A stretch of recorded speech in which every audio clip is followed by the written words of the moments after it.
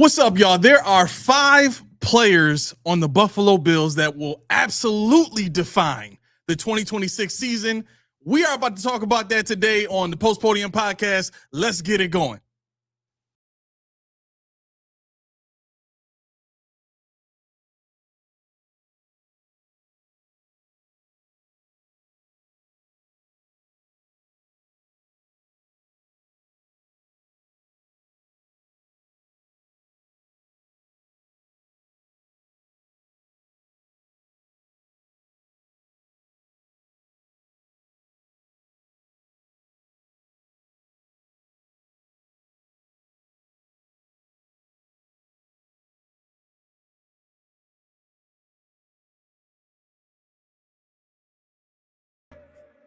All right, what's going on, y'all? Welcome back to the Post Podium Podcast, home of the all truth, no sodium takes. I am your co-host, Aramis. And I'm here. What's up, y'all? 40 keys. Finally, he's here. Finally, I'm here. J-Ham says we lagging. We ain't got no lag on this side, bro. That might be your internet, my guy. Locked and ready to go. What's up, Weston? What up? Who else we got? We got ATL in the house. We got Iro, Sandra, Nady's in the house. What up? All over the place. Okay, listen, calling link is at the top. My expectation is that we're gonna have a few really cool discussions today. We were supposed to have Dave from Built in Buffalo on the show. He can't make it today. Shout out to Dave. He's dealing with some stuff happened to at his house. So hopefully everything works out for him. Billy D is in the house. Sorry I missed that one, bro. How you missed Code 45? I know. Thomas in the house. What's up, man? I ain't seen you in the chat in a long time. I usually catch you in the comments after. Theme music dropped out. Interesting. Okay, that was so I played it from a different place. That could have been why. I played it from our audio deck here that controls all the audio stuff. I usually play it from within the software. And I haven't played it from this in a while, so I don't know if maybe the computer was confused about where to pick up the audio from at that point in time, but hopefully everything else is working the way it's supposed to. I don't see why not. I mean, I haven't heard any complaints since we started talking, so we can listen to the theme music on Bean Island. Yeah, there's a different theme music for that one. So yeah, very different. Yeah, it's different. Very different. Everything is not the same. Yes, how was your weekend? It was full of work. This weekend was all work. But I did sleep pretty well yesterday. Last night. It's been a few days since I got, because usually my Friday, Saturday going into Sunday period, like that 2-day period, I'm working 12. So I'm working 13 hours both days. Right. So I'll work a good 12, throughout the day. And then I go, or I'm sorry. Correction. I'm working 16 hours both days. Right. Cause I do 12 during the day and then 4 at night. Right. And that's just cause it's, it's the weekend. There's more money to be made. More money. Right? And then OJ's up. and then Sundays, I usually have off, but yesterday we set up the pool, which paid off because it ended up being super hot today. And the children hopped in today and sent me some, wish you were here photos while I'm out here in this heat working. So that was nice, but it was, it was a good weekend overall. How was yours? It was quick. It was real quick. Let's see. Saturday, Ken and T went to a garage sale. I guess they helped with the garage sale at Ken's best man's family's house, and so I got to sleep. As usual, I woke up thinking I was late for something. Panicked. Like, oh shit! Why did my alarm go? I forget. Then I was like, wait, did I wake up yelling at people? Why you already tell me I had something to do? And they were going. I was like, I really screwed this up. I was like, oh shoot! I got to take Ken to school. I got to do something. And I was like, wait a minute. Did I have beer last night? Because I only have beer on Friday, Saturday, and Sunday. So I'm like, it's Saturday. Did you really just taste your own? Yeah, I was like, it's Saturday. Okay, that makes sense. That makes sense. There's some brown stuff on my tongue. Yes, that makes sense why I am not awake when I should be. But Saturday was usual, go to BJ's and buy the shop and so I got to play the last installment of College Football 26 before 27 comes out. I can't wait, bro. I cannot wait. I can't wait either. I mean, I'm kind of it's bad though because I move UB to the ACC. And we're perennially ranked. We're always ranked. I have this. I just had it, dude. Lighting that. This guy, he had 8.5 sacks against Florida State. 8.5 sacks from the nose tackle position. What? It was ridiculous. You are out of control, dude. I did. It was funny because when I got my first one, I said, "Oh, he's getting 3 today. Easy getting 3." I didn't know he was going to multiply that by 3 and still have, And you're gonna have to start all over again. Start all over because that guy's mythical. He doesn't exist. So I'm gonna have to. I might need to copy him over to the new game. Never do that. I think you can. I think you can. I'm gonna do an old school write down as attributes and just make the stays the way they are when I get on the game.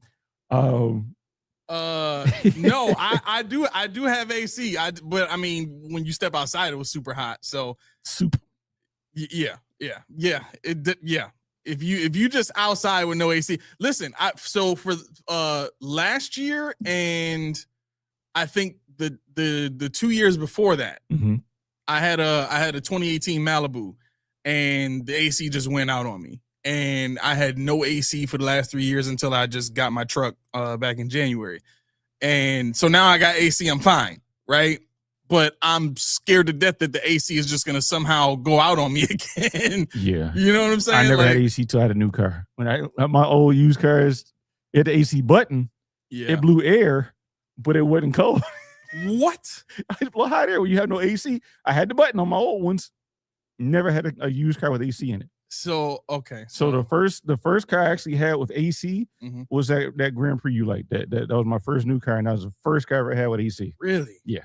Wow. And to make it even worse, my first Regal had leather seats, real leather seats. Ooh, so you was burning in the summertime. Dude, and T-Size asked me, "Can I get a ride home?" Because I know the friends that drove. So I'm like, fine, I live the other way, but whatever. I had to go out at lunchtime from the job we worked at to open one of the doors so it would cool off before we came out. You would see the heat billowing out. It was bad. And I only had 3 windows on that too. Only had 3 windows. Golly, bro. How far we've come. Yeah. How far we've come. For sure. We got some more folk in the chat. What up, Tommy? What up? Laura's in here. Videsh, what's up? I've been seeing a bunch of because I pop into to our Post Podium Podcast Instagram from time to time, and so some of the videos that I see down in the little left hand corner there, Videsh liked the video too, and I'm like, we have something in common there. Who else is in here? Weston, what's going on, man? What's going on? He came in here heavy. We haven't seen Weston in like 2 or 3 episodes, and he is heavy in here today. Kato, what's going on? That cut is wrong. Your beard. My beard? Yeah. Oh, yeah. I've been doing my own stuff for since I was 15? Something around there. Yeah. Yeah. Every time you see me shaved up, decent, like I haven't like shaved my head yet or anything like that. So I'm still rough back there. But it happens. Yeah, that's why hats are made. we fighting for our lives right now. Yeah. Dude. So yeah, all right. So Weston swam from Bean Island. Oh, he was the guy in Niagara Falls. Oh. Wait, what? You didn't see the guy that was swimming in Niagara Falls? The guy that was swimming in Niagara Falls? Yeah. Like at the bottom? Yeah. Oh, okay. Yeah, but it's still a hell of a current. You shouldn't be in that water. Yeah, because if you get anywhere near the falls, you're getting pushed under. It's a wrap for you. You're done. It's a wrap for you. Done. All right, 5:41. Okay, so we got plenty of time, bro. Because like I said, David's not going to be on with us. Where do you want to start? Well, let's recognize CJ2K.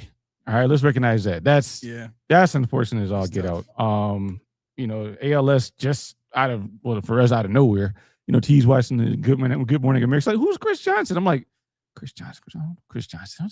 Who is that? You don't remember CJ2K? Well, when I thought about it, you call him CJ2K. You call him, you didn't really call him Chris Johnson. It's been so long since you heard of him. I'm like, I was a football player. It's like, yeah. I said, yeah. Why? They got ALS. I'm like, dang, that's and you see how fast the decline is. I mean, all you can do is hope for. I mean, the end result. The end result is what it is. You hope for, as bad as it is, as good as it's merciful to say, a merciful transition. Because that's a hell of a disease to have. hella nasty disease. So thoughts and prayers with him and his family. No, it's not really from a head injury, Kato. It could be genetic. It could be a whole bunch of different things. So yeah, as you guys may have known, the Lou Gehrig disease is the same thing. ALS is Lou Gehrig's disease. Mm-hmm. I spam sweeps with CJ too. Yeah, it was pretty much unstoppable in the game. Yes, the ability. Yeah. Oh well. Yeah. To say the least, you already see the toll it took on him. The weight loss already. You can see it. He doesn't even look the same. But hopefully, he has God on his side. Yeah, for sure. What's interesting is whenever I hear about diseases like this, the first thing I think about is Magic Johnson. Mm-hmm. This dude did nothing but get stronger after his AIDS diagnosis. It's like, how is this man still alive? Showtime. That was supposed to be a death sentence back when he had it. You know what I'm saying? Mm-hmm. Like, so I guess this becomes the thought. How much of what we see in today's medicine is primarily as a result of just greed? You know what I mean? Because think about what CJ2K's got to go through now when the technology exists. But you got to keep in mind, I just saw a documentary the other day that talked about being able to travel faster than the speed of light and what would be necessary for an aircraft to achieve 0 point turns with no G's on the human body, right? So what that means is in airplanes there's what's called G-force. So when you're turning, sharp turns and stuff like that, it creates a certain amount of gravity pull on the body. And I think right now the human body can only take like 5 or 6 G's before you like pass out. You have to have training to do, yeah. Yeah, and you got to have a lot of training just to get to 5 or 6. Yeah. Most people can't, like the normal average person can't handle more than like 2. Yeah, which is ironic. I'm not going to take from your point, but the ironic thing is, did you know that the Blue Angels don't have G suits? They don't pressurize. They don't pressurize the cabin, so they literally have to go through that extensive training. All of them, like whereas like the Thunderbirds and all of them, they have the pressurized and all that stuff. So I think Blue Angels, that's even better. Yeah, that's cool to think about that. Just to see the aerial acrobatics that they do under whatever circumstances. Right now, you're doing it when you can pass out and the whole thing goes into some smoke. Yep. So here's where the understanding or the science behind the technology is at this day and age. Science has already figured out how to create a bubble, and I'm just kind of breaking this down into regular language. They figured out how to create a bubble of basically just no gravitational pull around an aircraft, so that you can make 0 point turns in midair that looks like an alien spaceship. Mm-hmm. They figured out the science. They're waiting now for technology to catch up. Mm-hmm. Okay, so stuff that we're used to seeing in sci-fi movies and all that kind of stuff. The people that are in physics and allowed to be in physics, because there's a wall there too. Right. They've already figured out how to do it. So if they've gone that far already with physics, you don't think they've already figured out within the human body how to control or even stop or reverse things? I'll put it to you like this, and I'm not sure if I sent this to you or not. And no. I was talking about this on, I think it was Post Podium Conversations, one episode. There's science that supports now that the body was actually designed to live forever. Mm-hmm. There's 2 chemicals in the body, both start with T. One of them controls it's in control of the body's decay. So it basically it's what regulates the cell's rejuvenation over time, because every 7 years our cells are fully renewed and we're basically a new person, right? And then the other chemical that starts with T is what perpetuates so one of them stops the decay, the other one perpetuates rejuvenation. That's the basic 1-2 punch there. And when you think about the impact of that, you're like, well, why haven't we gotten a cure for cancer? Why haven't we gotten a pill or a cream or something like that we can just spread on and live forever? Well, the only reason that hasn't come about is because one of the chemicals that's in our body that starts with T that perpetuates life, basically, is also the same chemical that exists that exists in cancers. So until they figure out how to, give that kind of, immortality to humans without perpetuating the cancers that exist in almost everybody, it's just, the cells, don't replicate or whatever, like it just lies dormant. But usually everybody has some, small amount of cancer in their body.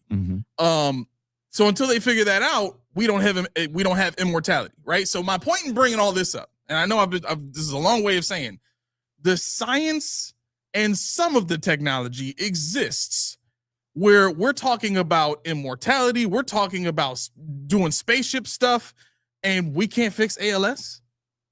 That's kind of frustrating for me. We got to watch CJ go through this. We got to watch loved ones go through this. We got, at some point, when do we get access to all this great stuff that is supposed to be for our benefit in the first place? That comes from our tax dollars. Yeah. I mean, I think for me, they doing too much. They got too much dip on their chip right now. All this AI stuff, all this trying to diminish the human body, diminish the human effort to keep the world sustained. You're making mystery meats, you're making all sorts of clone stuff and organic stuff that's not really organic, and so on and so forth. And they wonder why we're not as healthy as we used to be. Yeah. Why is it that what do you call it? Sharecroppers back in Mississippi in the early 1900s ate the worst part of pig and butter and fried everything and lived to 100,000 years old. Whereas we're not thriving at all. You look at other countries and all the stuff that they have banned on their ban list that they can't even get in their countries. The most decadent of foods, this unhealthy stuff going on in this country because we're always trying to make things better, faster, and more cheaper. Yeah. Say more efficient, if you will, but there's got to be some kind of human intervention. They're just trying to get rid of people. That's all it is. It's weird. Yep. That's exactly right, Dank. It's all about the money. Billy D said, I have MS and I feel the same way. Yeah. I mean, Sam, I'm not really sure where you're going with this. Science is undefeated. We can't fix it all. We can. That mentality, I think, is what bothers me about those fans who don't want to be objective and see the truth about the teams that they root for. It's not just the Bills. Like every team has fans like that they just want to ignore the bad and focus on the good. They both exist, but you don't want to, the bad stuff feels so big that it almost feels like it would take longer than you're going to live to fix. Okay, that may be true. But if that's the case, how did humanity make it this far? You get what I'm saying? Think about that. If everybody had that mentality of it's too big for me to fix, so I'll let somebody else do it. That's part of the reason we're not making progress as fast as we possibly could. I've already stated, everything that I've said to you about the technology that exists, the science that exists, it's real. It's not conspiracy. The information is out there. Look it up. Do your own research. I don't come up here, especially on this show, and just say stuff out of the side of my neck. So it becomes frustrating for anybody that I hear take the stance of, well, there's nothing we can do about it. No, there's always something we can do about it. And awareness is the first part of all of it, which is why we do this show the way we do. 2 rules in nature: live or die. Yeah.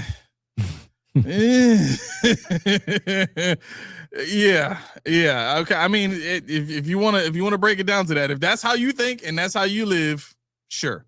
Okay. Let's move on. So the next order of business, and this kind of made me upset. This upset you? Oh man, I can't wait. OJ Simpson is not going up on the wall, bro. Okay, okay. I'm glad you have that because I'm so tired of hearing about he doesn't fit our what was he say? He doesn't fit the standards and fit our alignment. He doesn't align with our goals. What the hell? Oh yeah, but then you realize what is it called? It's not called the wall anymore. It's the Hall of Family or Family Circle or something like that. So yeah, that's how you can oust. But this is my thing. How everybody's talking about it's racist. It's just no, it's not racist. It's just what I said in my notes before I realized it was called the Circle of Family. Mm-hmm. It's Buffalo being Buffalo again. You can't separate the man from the player. It's two different people. Yep. The player is a commodity. The man, by all accounts, is kind of a jackwagon. Was kind of a jackwagon, which we knew. Family circle. And who's going in this thing? Because O.J. Simpson, I don't care what anybody says, is probably the best bill ever. Yep. Probably the best bill ever. You can't have. They want to throw his whole history away. You can't whitewash that. You can't have a circle of fame. That's why you can't put the word fame in there. You can't say fame. It's got to be circle of family. Because if you say fame, OJ has to be there. He's the most famous. I know people love Josh Allen. I know people love Thurman. But he is the most famous Bill of all time. Yep. It's not close. Undeniable. And watch this. I have a list, me, with a list of accolades. O.J. Simpson, NFL Most Valuable Player in 1973, Offensive Player of the Year in 1973, 5-time First-Team All-Pro, 5-time Pro Bowler, AFL All-Star, AP Athlete of the Year, Sporting News Athlete of the Year, all 73. The Hickok Belt, you know what the Hickok Belt is? No. I'm glad you said that because nobody knew what that was. Hickok Belt, I had to look it up because I said, what the hell does that even mean? This is an award that's awarded to the top professional athlete of all sports. All sports. Wow. Won every year of all sports. And he won it. So you're going to go on, you go further and you say he's an NFL scoring leader. How many times has a running back been an NFL scoring leader? It's usually a kicker. It's usually, a quarterback, whatever. Scoring leader. 3-time AFC Offensive Player of the Year. 4-time NFL rushing yards leader. And he's all-time, he led the NFL all-time in yards per game, 143. You know who was number 2? Jim Brown. Jim Brown. That's how nasty he was. So you can't have a wall of anything that says fame. You can't have anything that says fame, anything with luster without OJ in it. Mm-hmm. Now, who's going in this thing? Because there's stories to be told about everybody they're probably gonna put in there. The whole 90s team. There's black guys and all of them. Mm-hmm. Dude, who you gonna put? Doug Flutie, I guess. Who else? Deion Dawkins. Because what are we doing? Yeah. What are we doing here? We talked about this last week. Real quick, I want to get to where is it? This one. I like this comment. It says if the juice wasn't removed from the Hall of Fame, then he should be honored by the Bills. No, because Buffalo doesn't go that way. Yeah, right. That's the thing. Buffalo have a code. But what's hypocritical about that is the Bills are named after a murdering, raping, robbing cowboy that like the name was chosen by somebody who had no business choosing the name. Like they just put it out there for vote. They put the name of the team out there for vote. And you know what all of those folks out there that predate all of you that are watching us now said? We want the badass cowboy that was killing and stealing and robbing and was one of the most feared figures in history as the mascot of our team, the name of our team. Mm-hmm. And it wasn't until 40, 50 years ago that the Bills were like, we can't actually be associated with that guy. So we're going to focus more on the buffalo aspect. Mm-hmm. That's why the logo is of a buffalo, a charging buffalo. Mm-hmm. Whereas, the Dallas Cowboys is a star, right? Or the Houston Texans is a bull with the horns, or like most teams have an animal or something like that represents the nickname of the team. The Jacksonville Jaguars, their logo is a jaguar. The Panthers, it's a panther. The Dolphins, it's a dolphin. The Buffalo Bills are one of the few teams in the NFL, I think there's like maybe 2 or 3, that are like the city. Mm-hmm. You know what I'm saying? Even the Cleveland Browns are like their logo is just like it's a color. You know what I'm saying? It has nothing like it's not like they don't put the picture of Cleveland on the side of the helmet. Right. Buffalo is the only place that is really working like that. Why? Because they're trying to get away from the history of how they were born, of how they originated. And O.J. Simpson is a part of that history in the same way that the bickering Bills, with all of the histories that we've heard about how they were in clubs and how they were out partying and stuff like that, the nights before Super Bowls, like all of that stuff is immoral too. Yeah. It just wasn't on public stage the way OJ stuff was. You know what I'm saying? So again, like Videsh said, I think that's the point. If the NFL did not kick him out, then the Bills really shouldn't be trying to kick him out. But we've seen now, this is the second time in Bills history where they've tried to duck a part of their history that they're maybe not so proud of in order to perpetuate themselves and ingratiate themselves to the clientele and the crowd that they're looking to be a part of. Yeah. I mean, J-Ham said the fact of the matter is OJ is known more for his court case than his play for the Bills. I didn't even know he played for the Bills. I knew the case. See, that's the thing. But then I think J-Ham is younger too. I think J-Ham was born around the time of this case. But no, no. Anybody knows OJ. Anybody that knows OJ was that fella.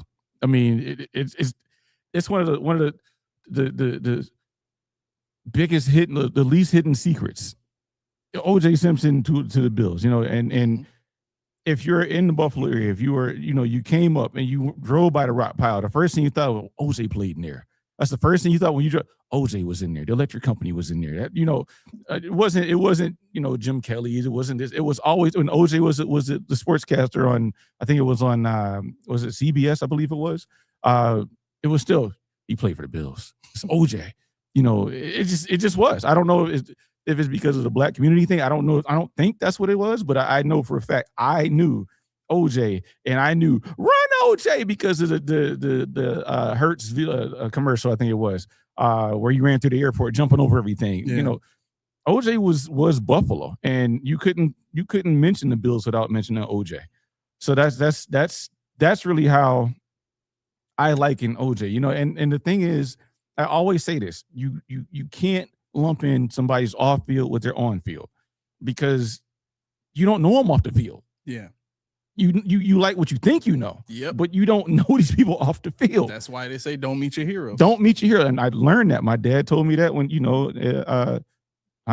you're not black. I know you're not black. What are you talking about?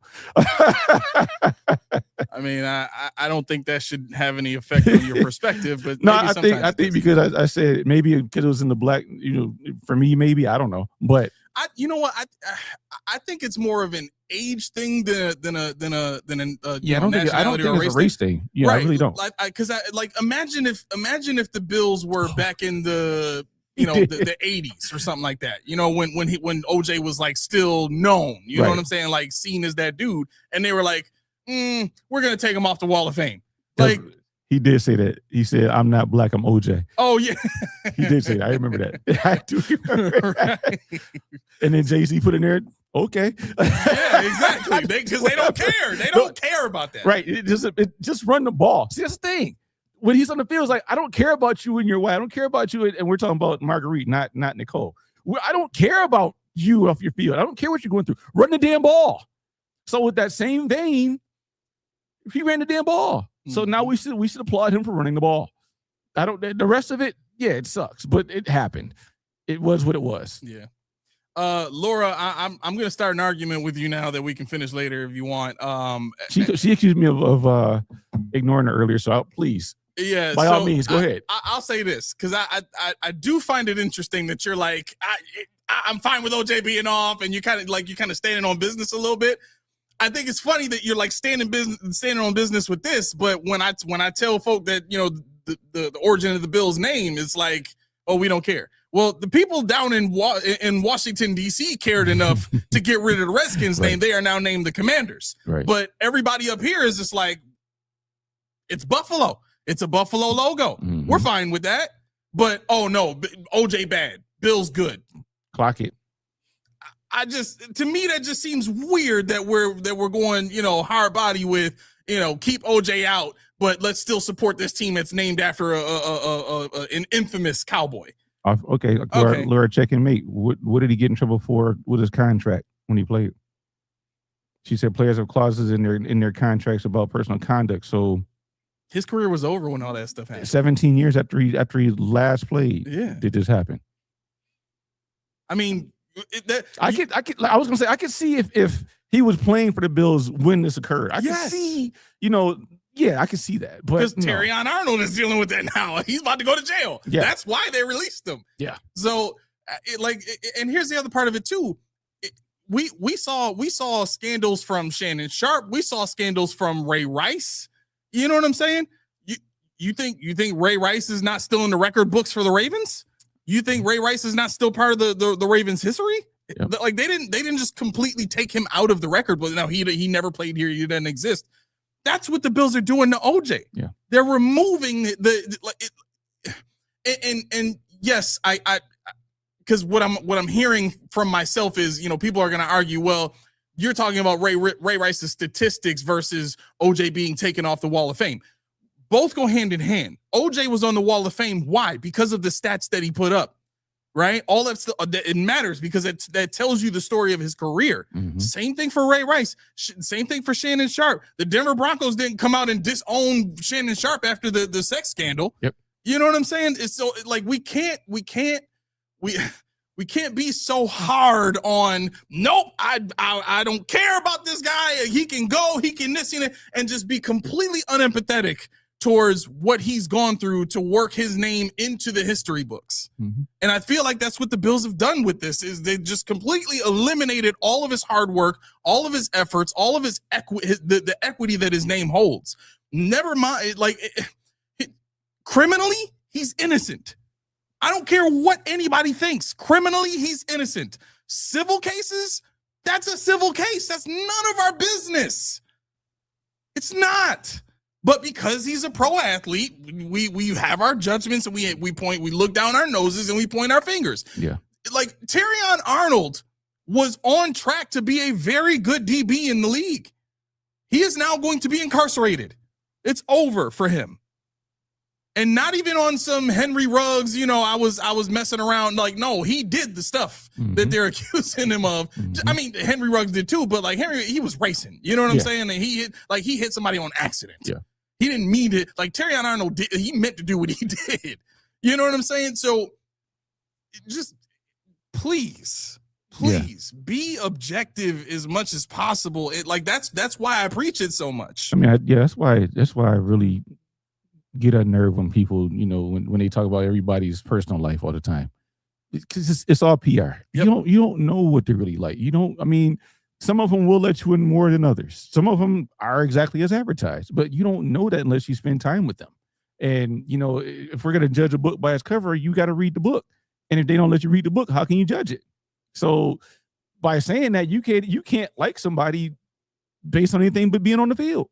Now their personal life spills into the public eye. Yeah, OJ convicted on 12 counts of not murder. He's convicted on 12 counts of stealing his own stuff back. Exactly. Exactly. But the thing is, this we're talking about guys like Travis Henry. Is he gonna go in? No, he went put to jail. He had 11 kids. Family circle. Yep. Willis McGay, he got a gang of kids. Family circle. Yep. Who else got a lot of kids? Bring them on board. Exactly. Because this is for family. What are we doing here? Everything is kumbaya. It's kumbaya, everything. To support your point, Dank, Ray Lewis and Michael Irvin both almost killed people and they still praised. Yes. Like Ray Lewis was indicted. Mm-hmm. Ray Lewis was they were charging him with murder. Mm-hmm.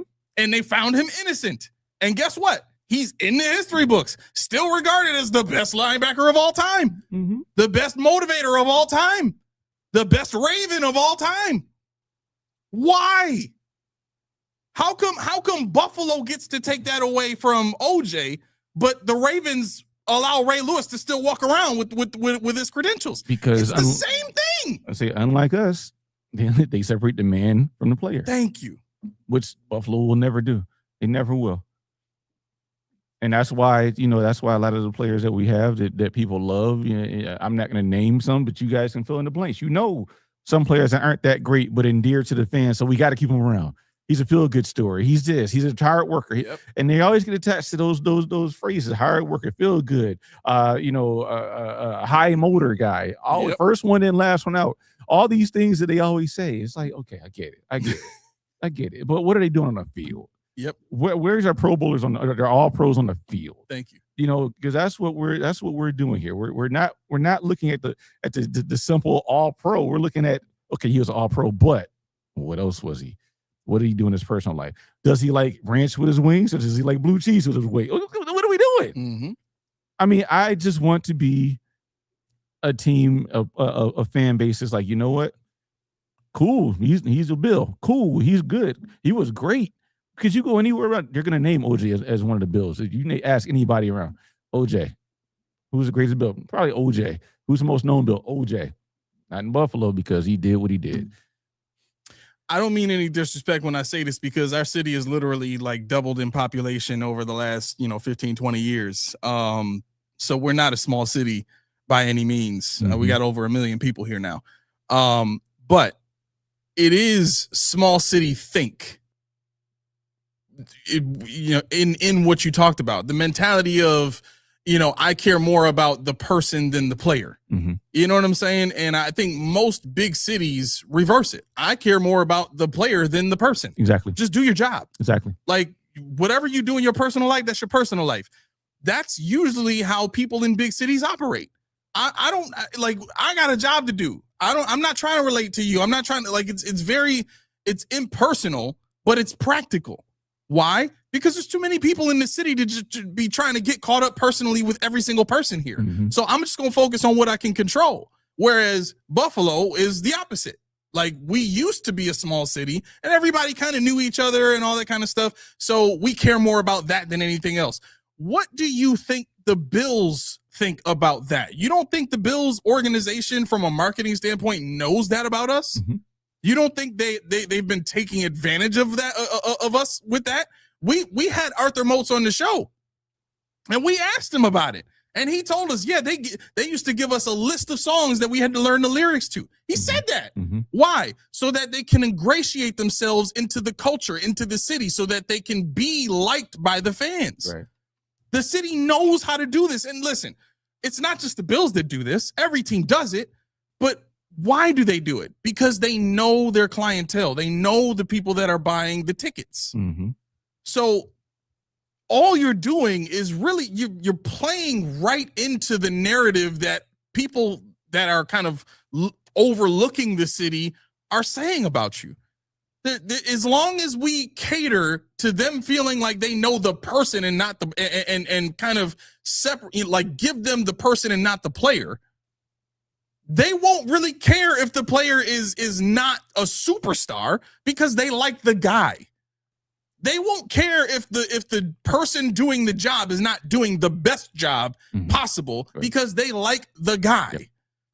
Right? Yep. That's how we've ended up with these teams that were, thought of by national media to be Super Bowl contenders and haven't won one in 8 years, and the city is not at the door at One Bills Drive with pitchforks.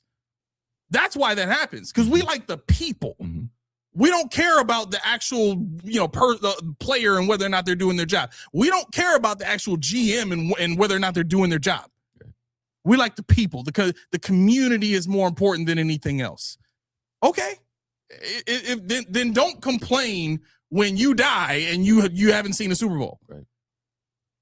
Well, I'm not. Okay. Then if that's the point, if like realistically, and like if I really wanted to be vindictive, I could say you've already told me that you value championships over everything else. Mm-hmm. But I'm not gonna bring that back up, even though I just did. And of course, I don't like him at all. I really don't. He's getting on my nerves. So he always comes to a hot. He always comes to hot. Like Senke, if you're in Buffalo, you got to go to the east side, bro. And there's a street named Hamlin over there, and they got the little Bills 3 on it. Yep. I need you to get over there and smack that thing clean off the sign if you hear, bro. Just like if you really feeling like that, bro, just jump up and smack the mess out of that 3 right off the sign so that we can all be done with it for once and for all. I don't think he's making the team, to be honest. No. Well, I don't know. He might. Who knows? It seems like a deep safety room, no? It does seem like it does. You seem like a deeper safety room. I mean, he doesn't have the familiarity he used to have with McDermott defense. Right. So I guess you got a little twinkling eye with that thought. You're like, yeah. I'm excited. I look for where we're gonna be as a defense. Damar Hamlin is not. He's not going to be able to function as your traditional box safety. He's kind of one of those hybrids that's not great at anything, but he's not terrible at everything either. Yeah. You know what I'm saying? And with his skill set, he would only be able to be a box safety in this new system. He can't cover. He was never expected to cover. And the fact that he is a box safety that takes bad angles too often, I don't know if I want that on my team. I can't believe he was a college cornerback. That threw me. I was like, he was a cornerback? How? I don't see how. I mean, I think he played press. He played in the slot. So I think his natural would be like a nickel safety. But you know, I don't think he's bad enough a player that they're going to cut him, or that they definitely will cut him. I know Geno Stone is somebody that a lot of people are excited about, and I guess he's boom or bust. I don't know. I mean, I just don't know. When did I say that? Implying Buffalonians are too dumb to have a winning mentality is not something I'll co-sign. When did I say Buffalonians are too dumb? No, I don't think that was it. I think more so the message really is that Buffalo would rather have the good guys than a winning team. They would sacrifice the win for the good guys. They want to do it with the good guys. They get attached to people. Yeah. I don't think that we're saying anybody's dumb or anything like that. I guess keyword imply. Yeah, I don't. Okay, implying, inferring. No, so I wouldn't imply dumb. I would imply gullible. I mean, listen, marketing at its deepest level takes advantage of people's vulnerabilities that people don't realize they have, right? So when I say gullible, it's not gullible that, it's like the traditional, value of gullible that everybody thinks of, well, duh, I'll just fall for anything. Right. Like, that's not what I'm talking about. It's a conscious choice. No, I think it's an unconscious. It's like, see, marketing is designed to tap into the subconscious. Right. You know what I'm saying? But when I say conscious, I think is that, when you take your kid to a game, you're like, yeah, be like that guy. He's great on the field, but he's a great player as well. And that's the conscious part I'm talking about. It's I want somebody on the field that I can show to my kids. I want somebody on the field that I can gloat and say, yes, this is an upstanding young man or young lady, and like Sophie Cunningham. But anyway, yes, I think that's what we're getting at, Laura. It's not saying that the fan base is stupid or dumb or anything. It's just that they're choosing to select to follow the more Boy Scout, I guess you will. Yeah. I think that's what it is. And when you're talking about other markets like Baltimore, stuff like that, they're known to be rugged. Oakland, known to be rugged.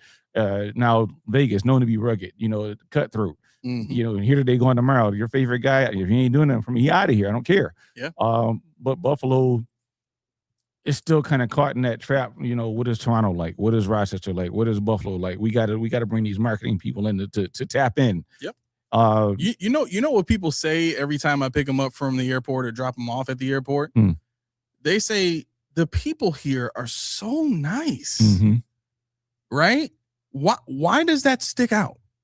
That sticks out because in most places, they ain't. Get out of my way. I got stuff to do. Mm-hmm. I'm walking here. Yeah. Right.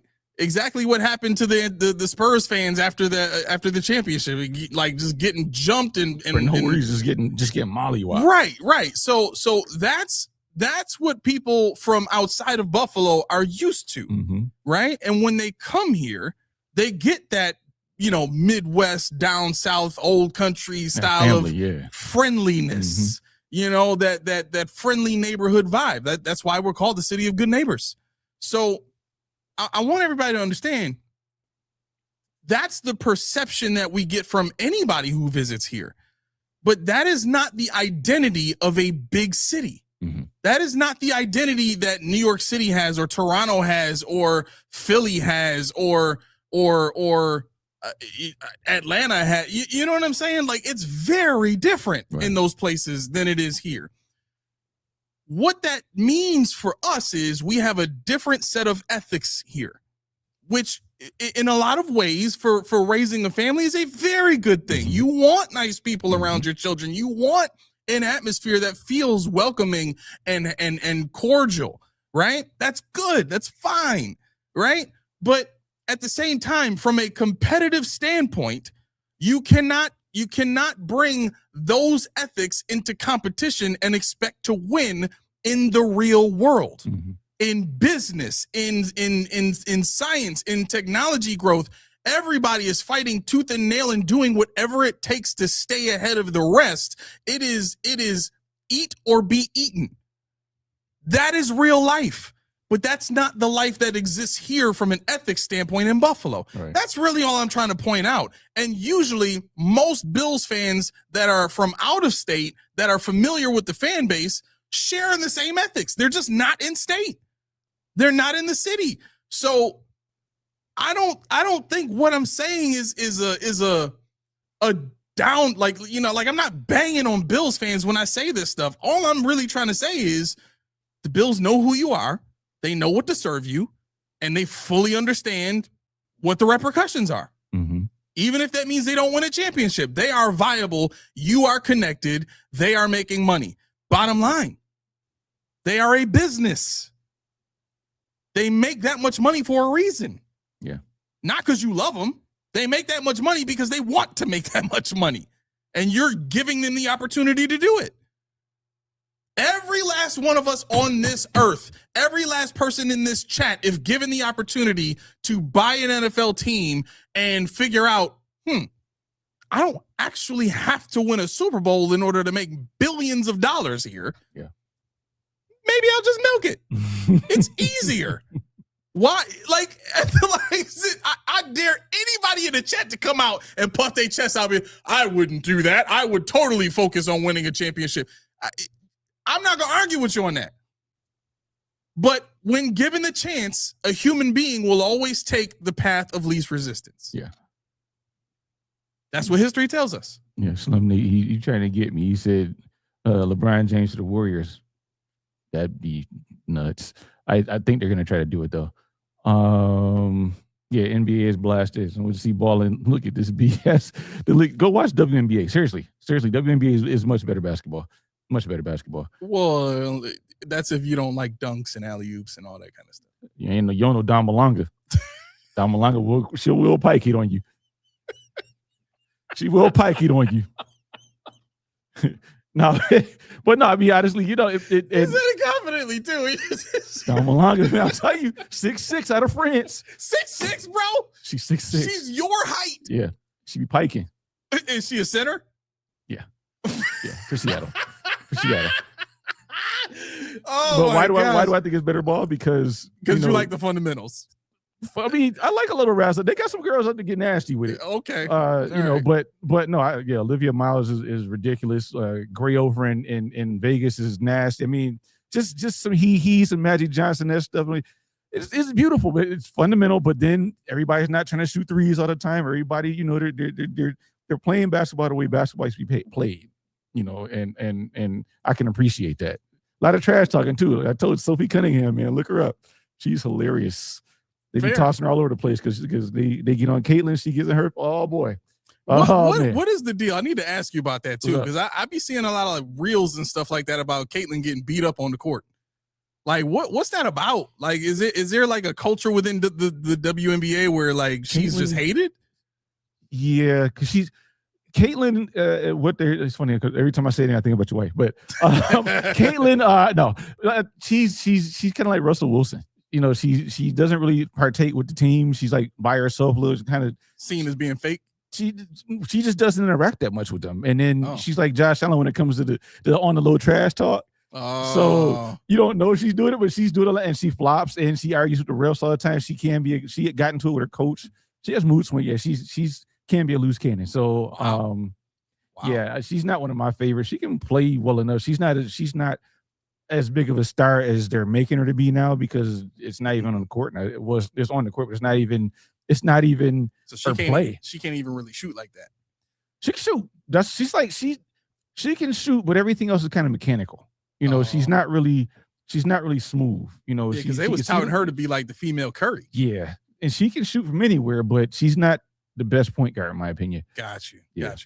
Olivia Miles, oh yeah. Really? Oh yeah. Olivia Miles is like that.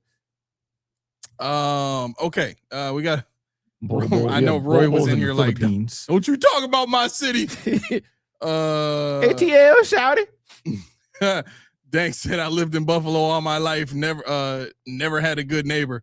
Hey, it depends on where you live. That's very true. That's very true. I mean, I grew up in a few places that was like, don't talk to nobody, man. If you don't know nobody, don't talk to nobody. Right. Bowl received. Bowl is bowl.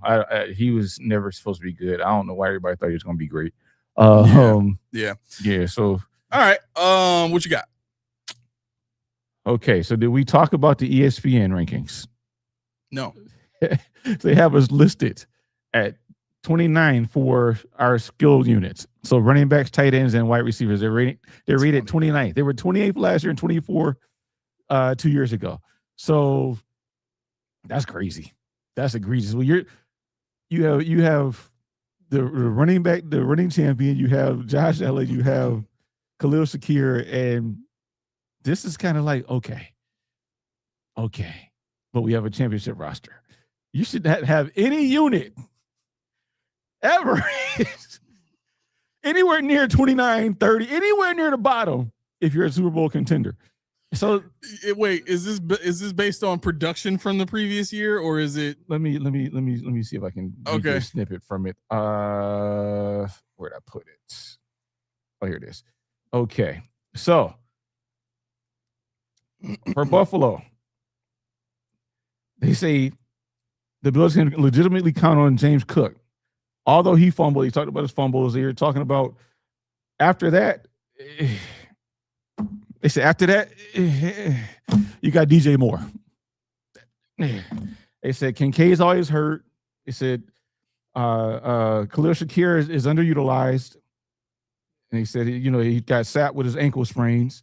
Keon Coleman has been a major disappointment. Josh Palmer didn't hit any new heights. Dalton Kincaid made it to his first Pro Bowl, but he couldn't stay off the injured list. So they say if Allen needs to throw them for a first down and win a game, who should you trust to get open? Every team ranked above the Bills has at least one receiver that fans would bring up as an obvious answer for their quarterback. The Bills still somehow do not. Yeah, that's to be honest. Okay, J-Ham, to be honest, I think that Josh Allen is carrying the team narrative is slightly over-exaggerated. I think it's insulting, but I don't know how overly exaggerating it is. Because that's why I say when people talk about the roster and how good of a team this was built, I was arguing with my friend in text earlier, and I said, okay, take Josh off the team. Like I asked in your question, a Super Bowl without Josh, what happens? Take Josh off your team. What does your team become? Who picks up the slack? Who on defense is going to be better, this year? Who on offense is going to be better without Josh? Is it just him running the show? Of course not. No, of course not. So that's the part I say it is exaggerated, but to what degree? How many weapons does he have versus other teams? Right. Go ahead. And yeah, Trubisky stepped in and we didn't miss a beat, but that was the last, wasn't that against the Jets or something like that, the last game of the year? Yes, it was. So, I mean, I think this is the point. When we almost can't debate this point because people who disagree with us on one side usually tend to disagree with us on both sides, right? And here's what I mean. If I were to say to you, every single game that the Bills have played without Josh Allen since he's been drafted, they've lost. Mm-hmm. You would say, and I've heard people say, well, every team without their franchise quarterback playing loses games. And then I would argue with that. Okay, well, we saw last year Joe Flacco and the other backup for the Bengals win a few games, enough to keep them viable to the point where when Joe Burrow came back, they had a shot at a playoff spot. Mm-hmm. So that team can still win when they had 2 number 1 receivers on their team, and one of those receivers was kind of in and out of the lineup due to injury. They were still winning games. Joe Flacco had like a 400-yard game playing for them as a backup. Right. So we've seen backups on other teams come in and have, great games. The quarterback of the Dolphins right now got his job off the strength of coming in for the Packers and having a few great games. Mm-hmm. So it's not outlandish to think that if you have a good backup, you can still win games. So back to the original point of every single time this team has played a game without Josh Allen starting and finishing the game, and he's been on the roster, they've lost those games. That should tell you where the caliber of the roster stands. If you want to debate that and try and wiggle around that point, the point that makes is this team has not shown that it can win without Josh Allen. If that's the case, then that tells you just how much Josh Allen does for this team. I've already tried to give you the stats of how much of the offense he's contributed to, and this team, everybody else around Josh Allen, including Josh Allen, the last 2 years have not put up great stats. They've still scored 30 points a game. Why? First reason is they had another superstar step up in James Cook. The second reason is Josh Allen, when needed at the ends of these games, pulls it out of his butt to put the team in position to kick a field goal or to score a go-ahead touchdown, even when the defense can't close it out. And we've lost in the playoffs. Why? Because Josh Allen has not had enough around him offensively to overcome the deficiencies of the defense. So not only are we losing on defense, but Josh Allen doesn't have enough to compensate for that and still get the win. So we lose. Mm-hmm. That's how much of a factor Josh Allen is with this team. I've been doing the research and studying just how much Josh Allen matters to this team, because I think Josh Allen to the Buffalo Bills is more important than any player to any team in the entire NFL. And I'm willing to say history at this point. I can't think of another team that without their starting quarterback, they were that bad.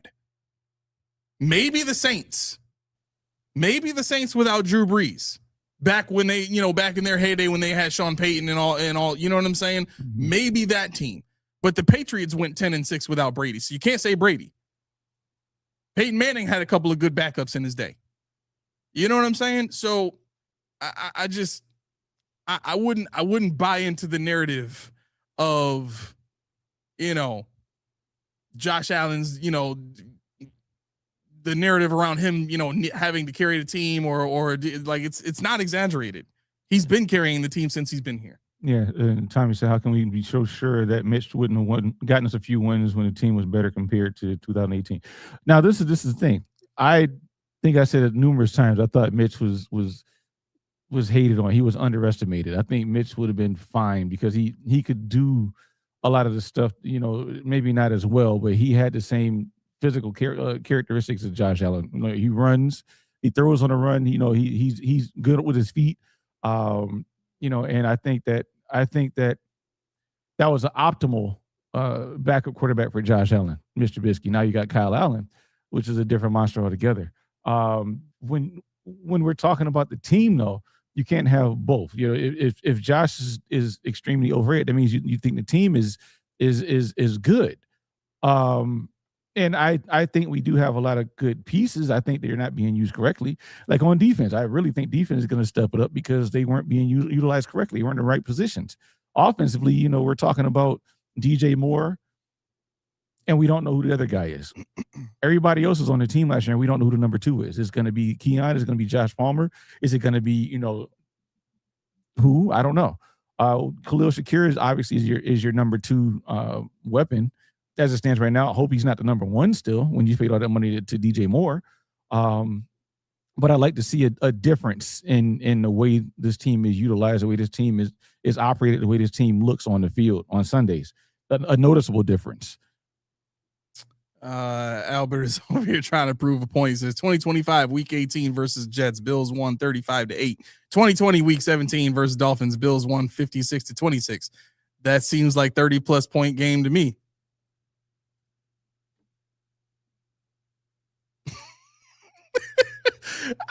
You don't see it?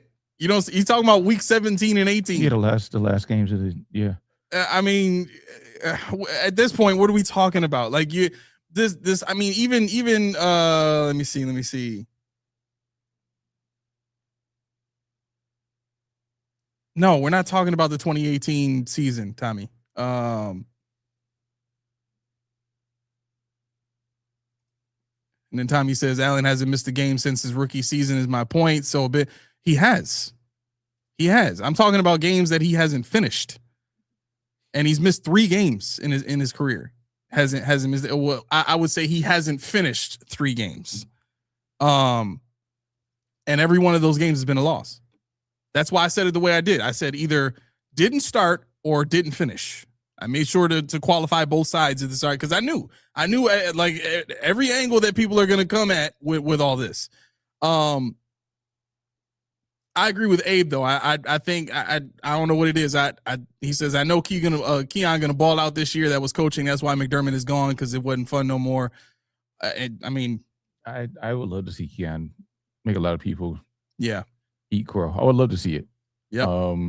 Because there's nothing about him that says he can't do it. There's nothing. He's a Bill. Why would we root against a person that's on the team? Why are we ready to write him off already? It's just rough to me. Yeah.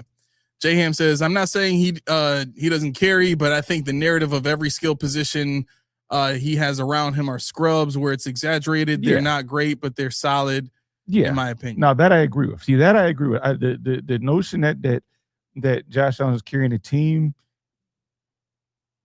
overly exaggerated, overly doing it. Yeah, that's tough for me. But what you just said, I think that putting the skill positions down. Like I said, I think it's that they're not in the right positions. Shakir wasn't being utilized correctly last year. Mm-hmm. You got a bunch of jobbers, basically. Tyrell Sabers, which he caught steam last year, then he got hurt. Keon Coleman, they're like, we'll see what happens. But after that, we don't know who the number 2 receiver is yet. We still don't know who that guy is going to be, and that's problematic in itself. Mm-hmm. Not being able to name the people as they have been here already. These are not new players. We don't have a whole new team. We just have new coaches. And the offensive head coach was the offensive coordinator last year. So you would think you would really get an idea who's going to fit where. You know where your offensive line is, except you don't know who the left guard is. You think it's Ryan Alec Anderson, but you don't know. You don't know who the number 2 receiver is. You don't know who the number 2 running back is because you got Ray Davis and I'm being underutilized. I can play more. I'm better than you're making me out to be. We got to see. Is Ty Johnson going to be here? I don't know. Yeah. Tommy can't accept it. He said 2019 versus Patriots is the only game in Allen's career where he left because of injury and did not return to the game. And yeah, so you can't. Okay. I listen, I don't expect you to agree with me. You're on Bean Island over there. You go ahead and live on Bean Island. That's fine. I'm on Yarmo Island. Yeah. I'll get on Yarmo Island for sure. For sure. I don't know why the Hellebuck trade hasn't happened yet, but I heard that they were pretty close to that too. So yeah, they're still working. I love it. But I did want to say this though, when it comes to the ranking for the players around Josh Allen, I did try to tell everybody last year and the year before that the national perspective on the players around Josh Allen is that they're not where they should be. I tried to tell everybody this, and everybody wanted to bark. No, our players are great. You're going to say Matt Milano's a bad player. You're going to say he's an all-pro. Like, you tried to hammer me into this hole of accepting that we had great players. And listen, if you want to poo-poo on ESPN, you're more than welcome to do that. But it's not just ESPN that has these perceptions on the Bills players. When I was talking about it, guys on FS1 were talking about the same exact thing. All ESPN is doing is putting this information out again. That kind of reinforces what guys on FS1 were saying. And, other radio stations that I've listened to before, other podcasts that I've listened to before. So it's not like you're taking this as a personal attack on your team as if it's a personal attack on you. What they're saying is one of two things needs to happen. Either the Bills need to get better players or they need to use the players they have better. Either way would work fine for me. Yeah. You know what I mean? Just because that all that means is Josh Allen's going to be in a position to not have to do it all by himself. That's what I'm asking for. That's it. Yeah. I mean, and also to be in a position that it shouldn't be made for. High Mike, high tech. High Mike, high tech. Peep, stop letting your old tech become furniture. That computer collecting dust. That TV holding up another TV. That console begging for one last adventure. High Mike, high tech. Is a fix-it wizard you've been waiting for. Hit the link in the PPP description bar and get on over to Mr. Mike. Tommy says, you're talking about 2018 though, so how do you know we wouldn't win games without Allen? How do I know that? Because we didn't. I mean, there were what like a 3-game span in 2018 where we didn't win any of those games, and one of them we got blown out in. So that's how I know. I mean, and to say, well, that was 2018 when he first got drafted. Okay, who was the backup? Peterman. Yeah. What have we been clamoring for this team for the last 4 or 5 years? A better backup. Yeah, I've been asking for it for a long You've time. specifically been asking for that for a very long time. Yeah. So, I mean, look. I mean, that's the thing. You know, when we're having this conversation here, you know, about Josh and this, that, and third, but what really gets me is why is it that when you look at any other podcast, all over the place, everybody always says, well, if we don't have Josh, we're sunk anyway. You've heard that everywhere. This is a 4-win team without Josh. I've heard Mikey say it.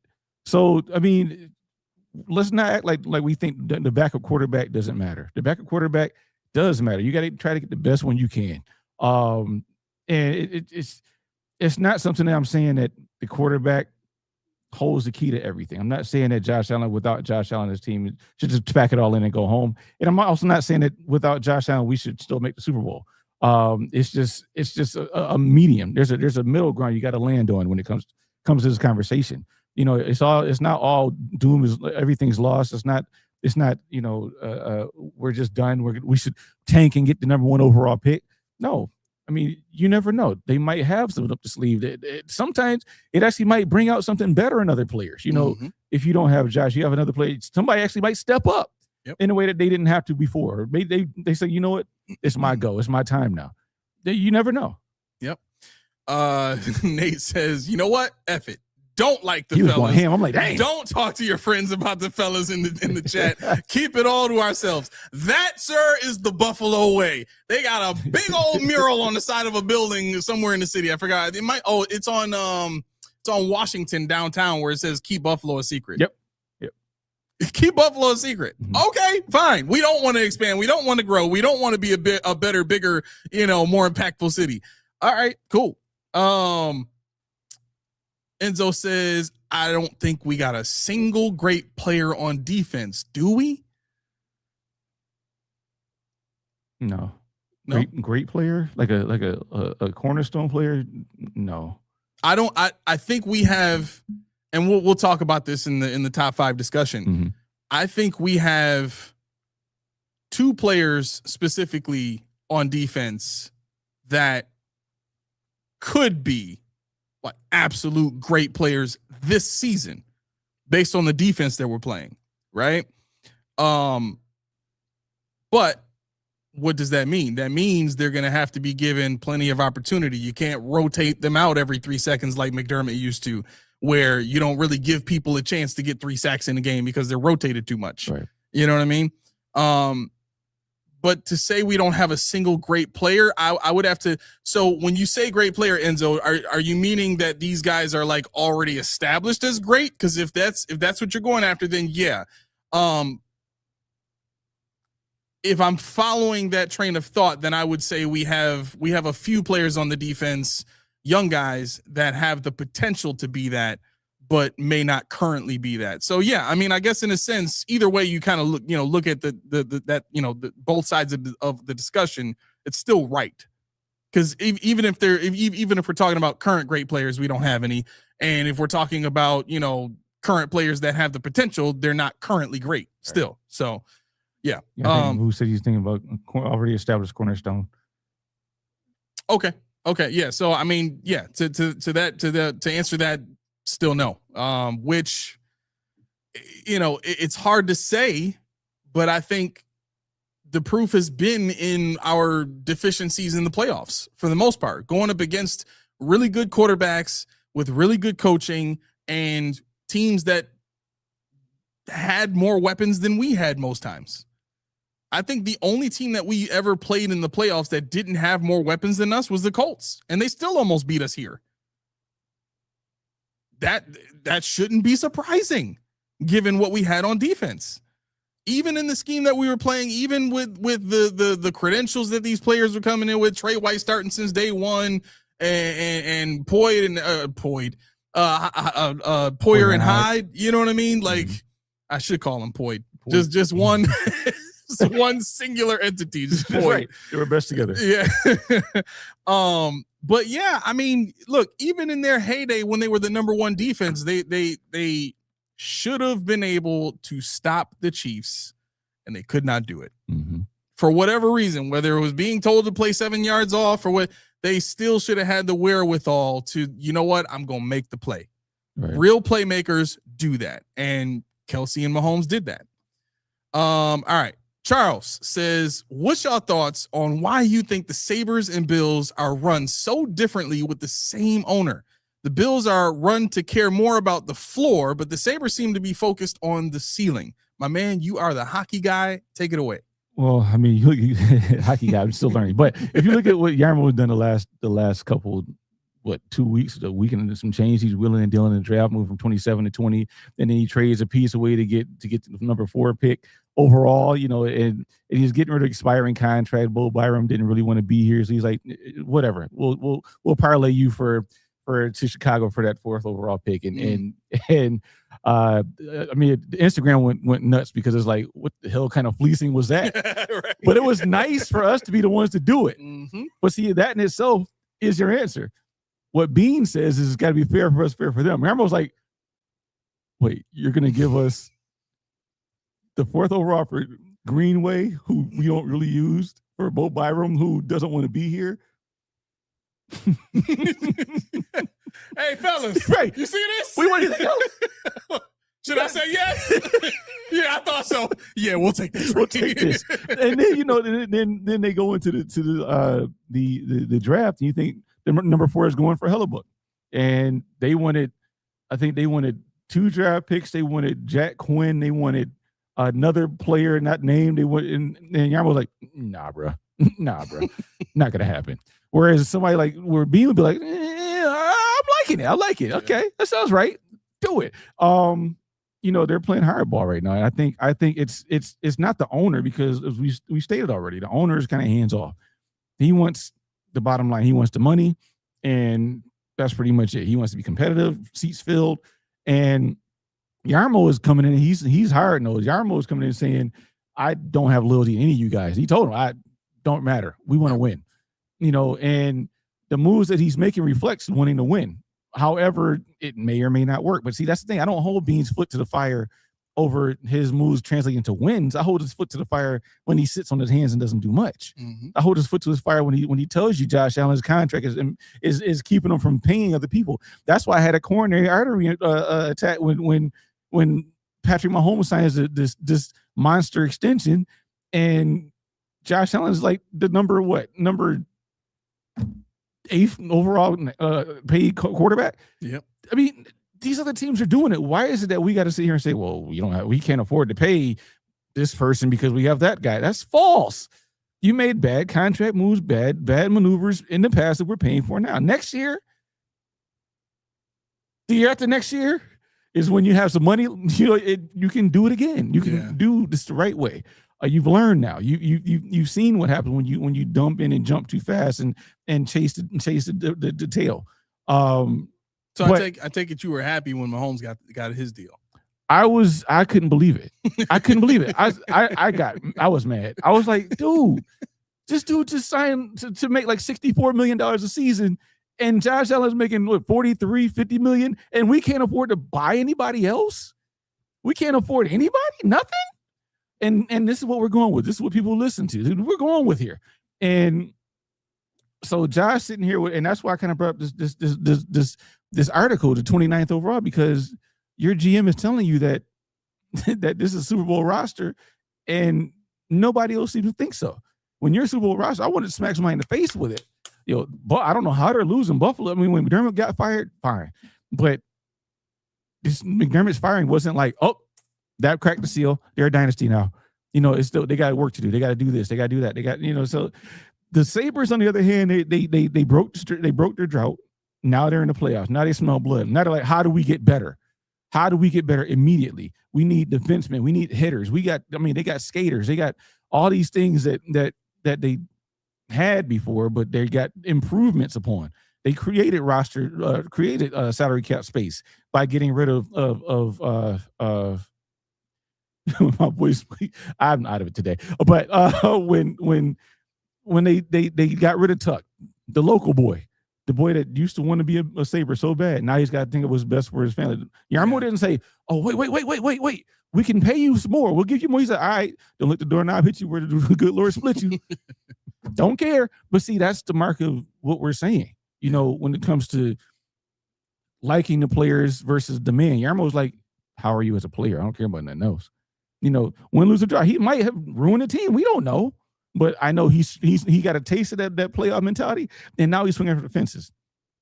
So I think that's the difference between the Sabres and the Bills. I think it's the GM. I don't think it's anything to do with the owner. It's more so the GM level down. Yeah, I think the mentality is very much one of, I came here to do a job, not to be liked.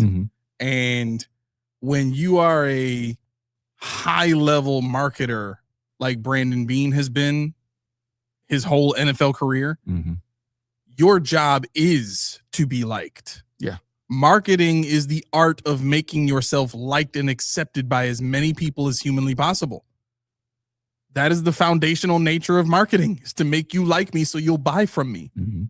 Right? So when we think about our relatability to Brandon Beane and this fan base and the people that appreciate the job that he's done, they do that not because he's produced all pros and Pro Bowl players. They do that because they like the guy. And this kind of goes back to what I was saying. Yarmo and the job that he's done just this year has put me in a position of, I might want to watch the team more. Because he seems like he's serious about winning. Yeah. And now I care. You know what I mean? Whereas the team that I grew up caring about has been on this mode of 17-year drought, and then we say we're about a championship, but a lot of the moves that we make kind of make it seem like we're not really sure how to accomplish that. Whereas Yarmo comes in, okay, I'm telling y'all up front, I don't care about none of y'all. Right. You know what I'm saying? But I know how to create a winner. I've done it before, and I'm finna do it here. Yep. So here's what's gonna happen. We're gonna bring in these two defensemen. We're gonna sit this boy down. We're gonna bring this boy up. We're gonna do this. We're gonna do that. Like, okay, let the man run the show. He know what he's doing. He's already showed y'all that. So whatever moves he makes, I'm willing to trust this a little bit more. Let's see how it goes. Yeah. And I was the same exact way with the Buffalo Bills when they drafted Josh Allen, and I saw what I saw out of Josh. At that point, I'm like, okay, let's see how this goes. Let's see how this goes. But once we got to the Von Miller signing, it was like, bro. And in 13 seconds, it just happened. 13 seconds, it just happened. Right. And we knew where we were cap-wise. Then they signed Von Miller. I don't know. Like, bro. I don't know. Right. I'm still waiting. Not that I'm expecting this from Yarmo, but from what I know of the guy and what I've heard, his history with the St. Louis. Yeah, with St. Louis, he might be overcommitted to winning it to a degree. Yeah. You know, so problem. Right. If he's too aggressive, all right, we'll see. Right. You know, but for a guy I'd rather have a guy that is too aggressive and learned his lesson with another team come here and be a little bit more wise than to have a guy who's been gun shy like Bean has with really, really good moves. I can't think of a move where Brandon Bean has fleeced another team. I can't. I remember some moves where I felt fleeced. You know what I'm saying? Yeah. But that's me. That may not be you. We can disagree. That's fine. We don't. We don't. Yeah. So yeah, you want to get to your list? Yes. Yeah, 6:53. All right, let's do it. All right. Did you do a list too, or it was tough. Rushed. It's rushed. It wasn't so much rushed, but the way I went about it, I said, okay, I think you asked me for impact players this year, and it's easy to say, yeah, Josh Allen and James Cook, but we already know what they are. Yeah. To me, impact is determined by what do you do to revert what happened last year. You know. So what were the holes and who came in? How are they going to fill them? That's so for me. Like I had obviously DJ Moore, and people, you know, you don't even like DJ Moore. You didn't want him. Fine, but I know that we need something at wide receiver. Yes, I know we need something big at wide receiver, and I wish we had more at wide receiver. And not saying that what we have now is bad. I just wish we had more. More competition so we can weed out some good players and say, damn, they might have to cut this person and that person, you know, not because Keon's bad, but damn, they might have to cut Keon. They drafted him in the second round 2 years ago, but this is too much talent, you know, and we got Mecole Hardman still there. We got, I think White Steve still there. We got a bunch of players, you know, that are coming in. And so DJ Moore is definitely one for me that I think has to make an impact. He's going to be the one that catches the balls that were dropped last year with Keon Coleman, some of the drops he had. He's going to be the one that makes the game saving play at the end where Brandon Cooks dropped against the Denver Nuggets, not really the Denver Broncos. You know, I think that was an adequate signing. So that was one. Okay. The second one I had CJ. I have him because I think he brings a dynamic next to Cole Bishop that we're missing. I don't even know. I don't know if they even meant to jump on that bandwagon and bring in what they're bringing in, because he's a freelancer. He's a guy that says, I know the play's supposed to do this, but I don't want to do that. I want to do this instead because I'm going to make a play. He's a guy that's going to jaw with you. He's a guy that they said, you know, in training camp, him and Josh Allen were yelling at each other across the field or whatever it was, and he said, I'm going to get one today. And he ended up getting, you know, not just trying to victimize CJ.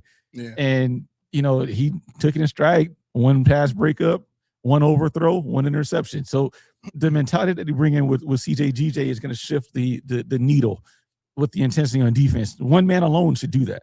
Loudest man in the room, they say he doesn't shut up, and who knows what he's talking about. He's a little bit of a tweak, maybe. Who knows? But I think that he's definitely somebody that brought in is going to make a huge impact. Let's see, who did I have for 3? 3 was, believe it or not, Deion Dawkins. Why is Deion Dawkins somebody? Because what he did last year was he showed us what happens when he takes things for granted. Overweight, slow, probably injured, not focused, I would think. But this year, if he gets back in stride, if he cuts down the weight, gets his mind in the game, you know, brings back what he had when he was before the snowman, but he was still the snowman, I think you'll see a way better offensive line because he's got a new left guard, which we say is Alec Henderson, but we don't know. It could be Corbett, could be SVPG. We don't know. But I think the reemergence of Deion Dawkins this year would impact the whole left side of the offensive line. And I'm going to need to think of the 5th one, but I have Bradley Chubb. Okay. Because Bradley Chubb, did I want him? No, but he's here now. And I think that edge rusher dynamic that we were missing last year, you know, with us thinking that Joey Bosa was to fix it, was not. Bradley Chubb to me is better than Joey Bosa, especially right now. I heard Joey Bosa might retire. Yeah, it's looking bad. Yeah, it's really real bleak for him. But I think, the pass rush productivity in the new defense that he was drafted to play in, I think he's going to fit like hand in glove. You're going to find a reemerge. I know Sampson is going to kill me because he loves TJ Parker. But I think if things go the way I think they're going to go, I think Chubb's going to have Parker sitting for a while. Videsh says the Dion Watermelon Challenge. Yeah, they did that right in my hood. So let's see. My first grade all the way up through fifth grade, I lived 2 doors down from that barbershop, which used to be a Goenru karate studio that I went to for a few years. And let's see, I used to go right to Oakwood there and then turn right and ride my bike all the way down to Delaware Park, go play basketball. So, love that neighborhood. It hasn't really changed that much except for, the barbershop being there and all, but I did see the video of the watermelon challenge. That was excellent. Yeah. What was I looking for here?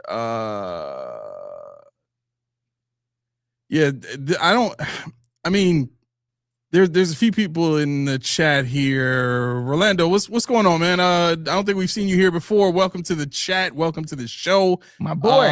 I don't know if anybody told you this yet, but because you are now on the screen and in the chat, you are now a part of the family and there is no getting out. Like usually like in a gang it's blood in, blood out. Like, no, you chat, you're in, right. That's it forever. Sorry. So welcome. But he says Diggs was a splash at the time. Respectfully, I don't think we were trying to make splash moves a part of the conversation. And realistically, if you look at that move, you could still kind of say, in a sense, we got fleeced because we gave up a first round pick for another team's number 2 receiver. Right. Like they didn't need Stephon Diggs on their team, and we paid a first round pick for that guy. Adam Thielen at the time was their number 1 receiver, their established guy. And we gave up a first round pick for another team. Now, because he came here with the mentality to succeed and prove the Vikings wrong, and we had the added boost to his stats that we got from him playing with Josh Allen, that made the move great. So, yeah. And then I think Albert was trying to bring up Benford. Sam says Benford is the front runner. I don't know. Okay. Let me go through my list and then I'll explain why I didn't put Benford on this list. Okay. I'm going to go 5-1. 5 for me is Deion Walker. Right. And we're talking about the top 5, Bills players that will define the 2026 season for me, and that can span everything from impact to expectation to, potential, you know what I'm saying? But I think Deion Walker and how he does as a nose tackle is going to define the 2026 season. I think it's what we're hoping for with this defense as far as attacking and quickness and ability to match up well starts and stops realistically in my mind with Deion Walker because he plays such a pivotal part in this defense at that nose tackle position. In any odd front, whether it's 4-3 under or it's 3-4 or however you want to categorize it, that whoever that 1 tech is or that 0 tech is one of the foundational pieces of your defense. The spine to any defense, which is your defensive tackles, your middle linebacker or your middle linebackers, and your safeties have to be the strength of your team. And if they are not, and I've had multiple NFL players tell me this, if you do not have the spine of your defense set, you are in trouble. And the Bills for years have had that kind of issue. We've had the safeties, we've had the defensive tackles, have not had the linebackers. They were either not good enough or too oft hurt or whatever the case. Maybe just not here. You know what I mean? So for me, number 5, Deion Walker is the 5th player that I think will define the 2026 season. 4, I did have CJ Gardner-Johnson as one of the players that will define the 2026 season. I think his ability to come in as a playmaking safety in a defense that is designed to attack is going to be very, very big especially considering what the corners are going to be asked to do now with their zone coverages. Because before, in McDermott's system, the corners often became safeties, which allowed the safeties to be more man coverage, more robber style playmaking safeties, right? In this style of defense, there's so much interchangeability and so much movement in this style of defense that you're oftentimes going to have to guess right. You know what I'm saying? That's going to be the disguised art behind how this defense works based on their film study and all that. You just gonna have to guess right. You know what I mean? In order to make a play. Otherwise, a play is going to get made against you because of the attacking nature of the defense. So I think how CJ Gardner-Johnson does in this defense, how he impacts this defense, whether or not he's able to make plays consistently, is going to be the story of how the 2026 season ends. Number 3 on this list for me, I went Greg Rousseau. He's our best pass rusher, and he has to be our best pass rusher, period. As much as is like, because I was with you on Bradley Chubb, but when I thought about Bradley Chubb, I thought I kind of already know what to expect from him. You know, we'll get somewhere between 6 and 10 sacks maybe, and he'll be he'll be what Joey Bosa was in the first 3 games for the entire season. Like, he'll be a disruptor, sure. Is he going to be, an elite pass rusher? He's not really been an elite pass rusher without another Von Miller type of guy on the other side. Mm-hmm. That's what he's shown his whole career. So what does that bring me to? Well, Greg Rousseau is still then the best pass rusher on the team with the most potential. He has to have a great season in order for all of the other guys on the defensive line to have a great season. You have to have at least one guy that the defense has to focus on blocking in order to open things up for everybody else. It's the same reason why you went and got DJ Moore. You need one guy on offense to open things up for everybody else. Yeah, and that's kind of why I put Chubb there, because I thought, like I said, when I opened it up, just I see Nate's like, you didn't put Bishop on there. I know what he is. I think, so I think my list was not really the defining players, more so the impact, because the impact for me as a player is that are coming in to make something better, something that's going to make this defense click, something that's going to make the offense click. As opposed, you could have easily went Josh Allen, James Cook, Benford, and Bishop, and whatever. But what's the fun in that? Everybody's saying that stuff. So I tried to go a little deeper and think about it a little differently. So I'm not saying that Bishop is not one of my top players. I'm just saying I know what he is, and I'm thinking that CJGJ is going to improve upon what he already has done. So that's kind of where I'm going with this exercise. Yeah. No. I figured that was the case, and like I said, I initially when I thought about my list, that's where I was going to go. But the same way you said, like, I'm trying to think of other guys. Right. You know what I'm saying? And the more I thought about Rousseau, I'm thinking the guy's making, I think this year he's making what, 19 million now. So he's now into the higher paying portions of his contract. We need to see some return on investment here pretty soon. Otherwise, I think the 2026 season is part of that storyline is going to be Greg Rousseau never panned out in this defense, and maybe it's time to consider options. I mean, the portion of his contract that's going to open up where it allows you to, offload him for, not a lot of dead cap is coming up next year. You know what I'm saying? So you're going to be in a position to make that decision sooner than later, but it depends on how he does this season. And I think that's his play is going to be a big part of defining the 2026 season, whether it's successful or not successful. Number 2 on this list, Dalton Kincaid, I think is going to be a big part of the story for this team in 2026, because not just because of the hype, but because of where he is in his contract and what that's going to do for the team as far as investment is concerned. I am terrified that he is going to have half of a season be great and then the injuries are going to plague him for the rest of the season. And the Bills are going to look at the first half of the season, and they're going to say when he was healthy, he was amazing. He was better than Travis Kelce. His numbers are better than, 80% of the league. We're going to give him a big contract. That's what I'm most scared of, that right there, because we've seen the Bills do that with other players.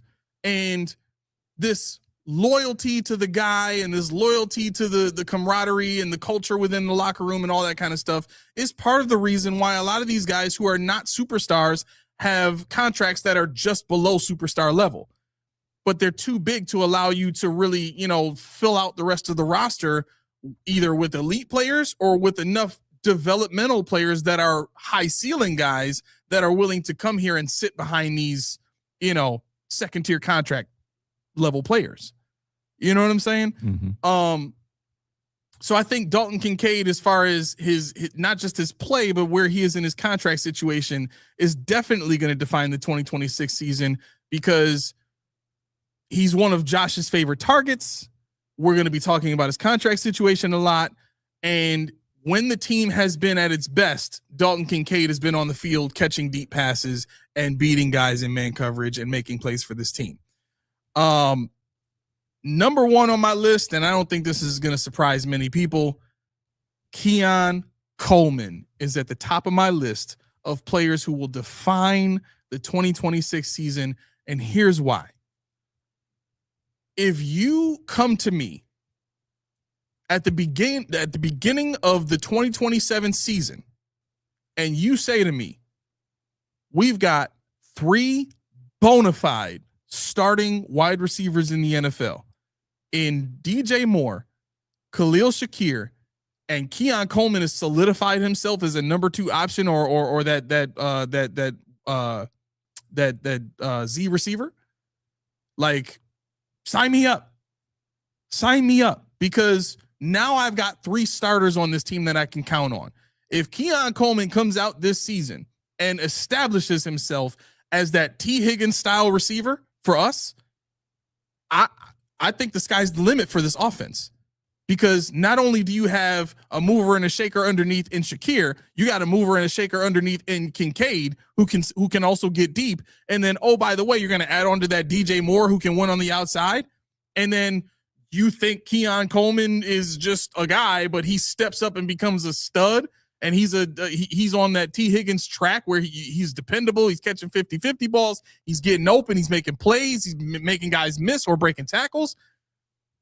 I'm looking at this offense in a whole new light going into 2027. Even if we don't win a Super Bowl, I'm like, yo, all we need to do now is fill out a couple of more spots on that defense, strengthen that side of the ball, and just run it back with the offense. Maybe draft a left guard or something like that to compete with whoever wins that position this year, and we're set. Right? Forgive me for kind of talking past this season, but I'm just using that as a way to kind of express my thought pattern on, if Keon is good, that's how I will think about this offense. Right. And I think it changes the conversation in terms of how high-powered this Bills offense will be perceived, because the one thing that's been missing from this offense is spacing. Mm-hmm. This offense has not been great at getting spacing, either separation from defender or just spacing on the field against zone coverages. We don't get that. Because teams figured out, like, we just cover y'all, we'll just man up. Y'all can't get open. Okay, well, now you got DJ Moore, who's going to garner more attention from a safety that might pull that safety away from being able to, match up against Kincaid man-to-man when the linebacker kind of chucks him and pushes him off to the safety. No, that safety can't be there now. Now that linebacker is going to have to cover Kincaid. Now what? Right? What's that going to do for the coverage on the other side of the ball? That other safety is going to have to stay in the middle of the field. They're going to have to go cover 3 because they got to bracket more. Well, what's that going to do for Coleman? Getting the 50-50 balls down the field, catching the back shoulder pass. I still think he can be like, if Josh Allen gets better at those passes and the timing, and they do that more, I think Keon Coleman gets better at catching those. It's just a matter of reps for Keon Coleman in game. Yeah. Forget practice, forget training camp, forget all of that. Get this man reps in game. That's how players get better in the league. It ain't practice. Yeah. You don't get better in practice. You get better at doing the thing. There's a whole lot of, science behind that I can get into, but we don't have time for that. I mean, I'm Ed Oliver again. Ed Oliver is another guy that's like, we know he's a disruptor. He's the guy that I guess I could add him on my list because he's a new position, impact at that 4-eye, that 3, whatever you want to put him at. I don't think somebody said he's washed. I think Roy said he's washed. I don't. If being the key word, you don't have to like him. I don't. Okay. I don't think that he's washed. I really don't think that Ed Oliver is. I think he's got football ahead of him. I mean, how much does he have ahead of him? We'll see. I mean, there's a lot of science. Bless me. There's a lot of players that could have made the list for the best players for the Bills this year, but this happened to be an impact meter. And once again, I think that if you're looking at guys that are going to help, Josh Allen going to help, Ed Oliver going to help, because these are guys we've seen play. These are guys we've seen make plays. I personally could have added Terrell Bernard, because I personally think he's going to be a huge player in his defense, because he's not going to be. Oh, you didn't. Somebody says he's a shell of himself. Sorry, Roy. I'll carry on. Who's the shell of himself? Ed Oliver. Oh, somebody said he was. I was trying to scroll real quick. He was on track to have one of the best seasons of his career last year. He was, and I think Ed Oliver is going to come back with a vengeance. Yes, Ed Oliver is going to be. He's going to love this defense for himself. And no, Albert, I didn't forget. I think like I said, I didn't add him because I expect for these players to be around Ed Oliver to make his job easier. And when I'm thinking about who I was going to name on this list, who are our star players, and what made their jobs harder, and did we fix what made their jobs harder? And that's what I put on the list, what the fix was. So like I said, when it came to Cole Bishop, of course Cole Bishop would be on my list. But why was he moderately deficient at times? Because when Poyer wasn't playing, when Poyer was banged up, when Poyer was out there hurt, Bishop had to do more. So how did we fix that? We brought in CJ on my list. DJ Moore. Josh Allen's throwing the ball. Everybody eats to whoeverville. What happened in the Denver game? A ball that should have been caught didn't get caught. So how do we fix that?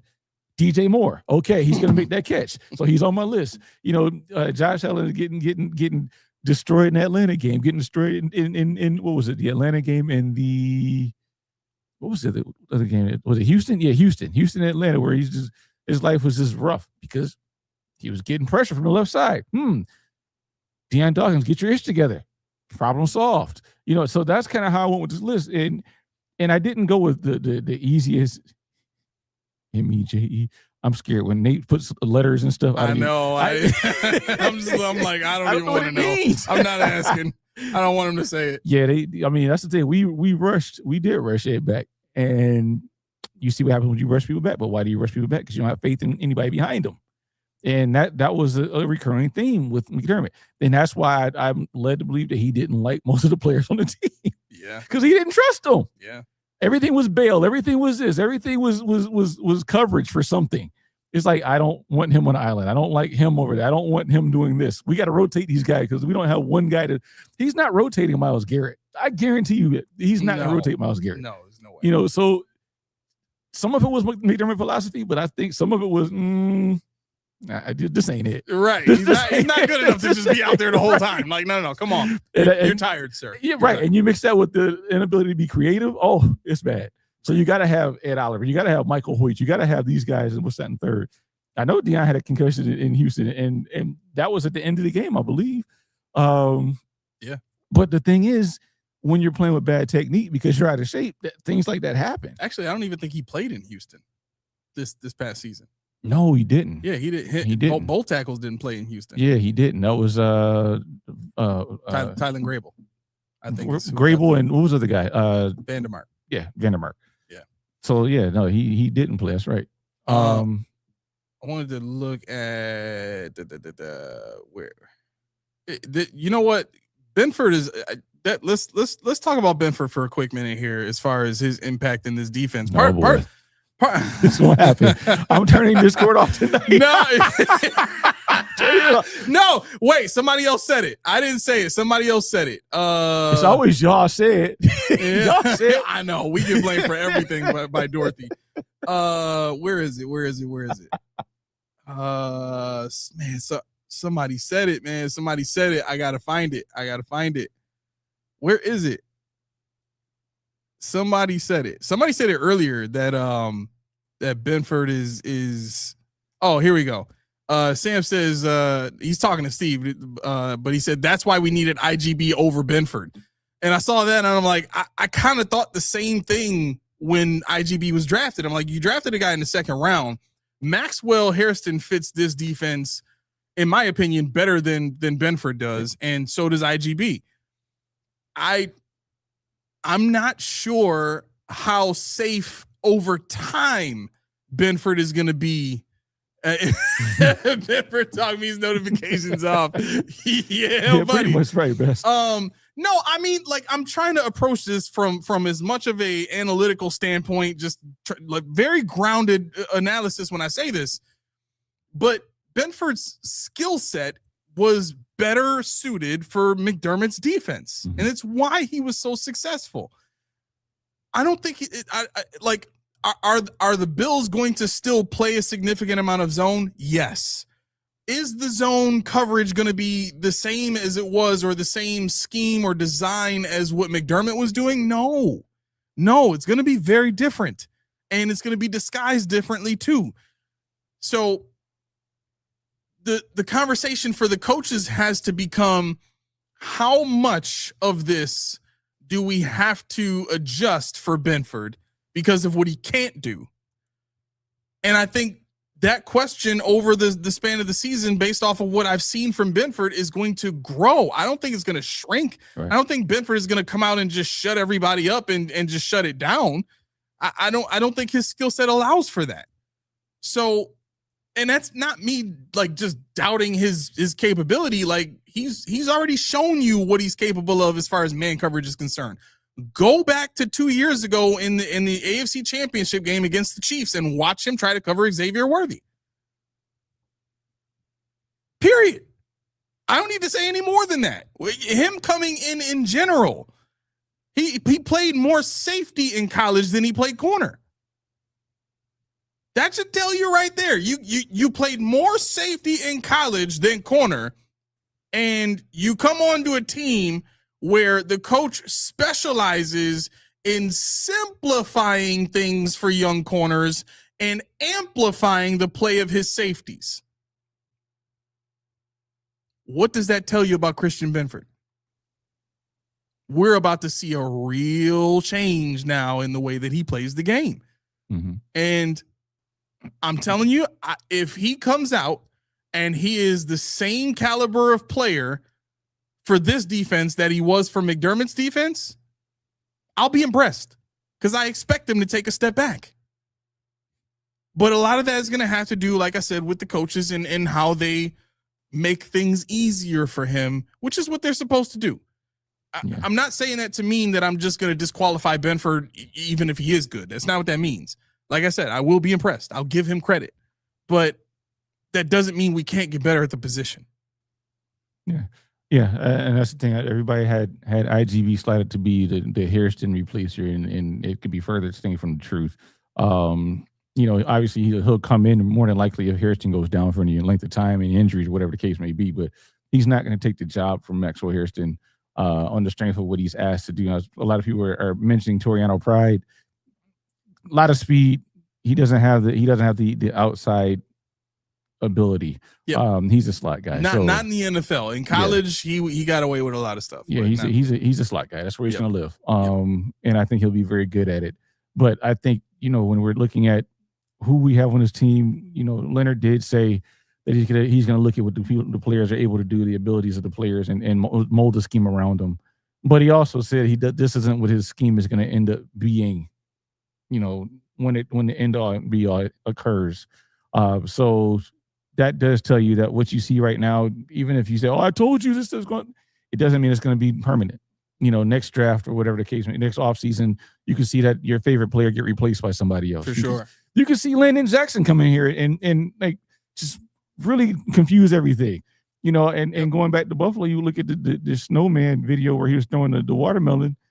and you got Dwayne Carter back there hyping everybody out. How can you not love that dude? Right. But at the same time, if you can't produce on the field, exactly, you got to go. Exactly. You know, and that's the problem. That's the gotcha. Everybody try to fit it because I like this guy. He's got to be here. Yep. I'm a victim of it too. When I play Madden, I don't get rid of people right away. I'm like, yo, he's on the team. I got to figure out how to keep him. Oh God. Yeah, I know you ax people all over the place. I scraped the plate, bro. I know. You fantasy drafts all over. See, that's the thing. Like when I do this show, I have to separate myself. Get it? Separate myself from my normal thinking. Because when I'm not doing this show, I'm a fan. When I do this, I got to do this. You gotta be an analyst. Yeah. So, you know, at home, I'm like, oh, yeah, well, I like DeMar Hamlin. I like this. Oh, yeah, let it run it back. And then I'm like, no, we can't do that for the show because we got to analyze things. We got to be objective here. And just because it's popular, somebody you like, somebody that makes you feel good, if they're not doing anything for your team, can't have you. Yeah. I want to react to this real quick. Key, you need to get your cousin. Uh-oh. He said, remember to add context when you give examples. And then he says, because the second Elam went in, it was a clear downgrade. Was it really though? Is he talking about just the Chiefs game or? Well, I mean, because in that game, yeah, but yeah, I mean, he made some plays. That's what I'm saying. Like overall, whenever he came in the game, he popped. He did something. Yeah. I think it was more so very specific things that he wasn't doing, namely being too physical, too hands-on.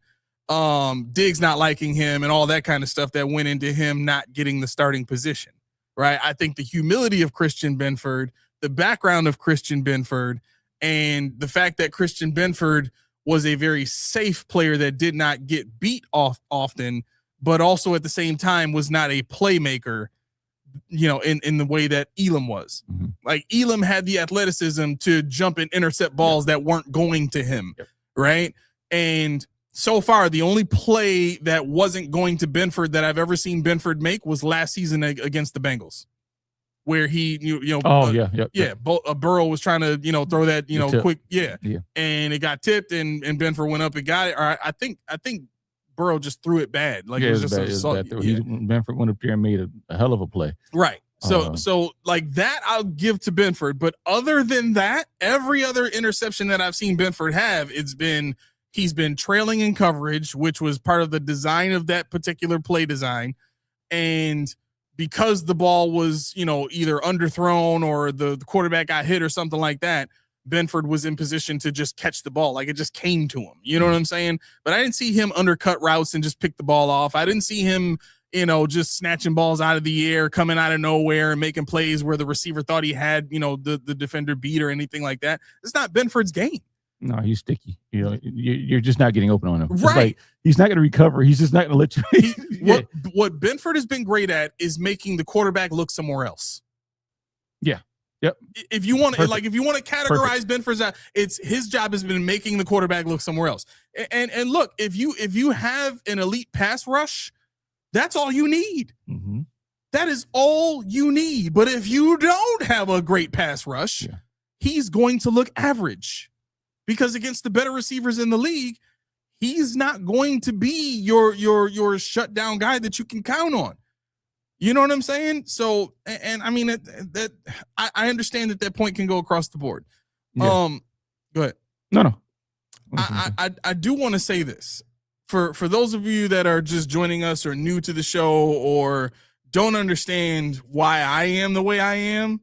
Because I know I might seem like very harsh, and those of you that know me personally or have dealt with me personally know how big my heart really is, and know what I'm willing to go out of my way to do to help folks and stuff like that. I don't propagate that side of myself because you got to get to know me to get that. But part of the reason why you see both of us be as analytical and as it may come off as being harsh on this show is because life for both of us, one way or another, has shown us that you have to approach life, cold sometimes in order to get to where you need to get. Mm-hmm. And people are not going they're not going to just hand you anything the way that we Bills fans hand a welcoming to Bills players. Right. And we hand Bills players jobs that they may not necessarily have earned at that point in time. Deion Dawkins, Trey White. I mean, you know what I'm saying? Like, they got the job. Why? Because the coach liked them and we didn't have anybody else that could do the job. Right. The Bills got rid of the only other guy on the team that could start at left tackle in Cordy Glenn. So they had to start Deion. You know what I'm saying? So I caution folks on, just like, get to know us a little bit before you just start to think that we're just so negative on everything. Like, life taught us some lessons and we just kind of took that and turned it into lemonade. And look, if you want your sports world to be reality free so that you can feel happy and comfortable, okay, sure.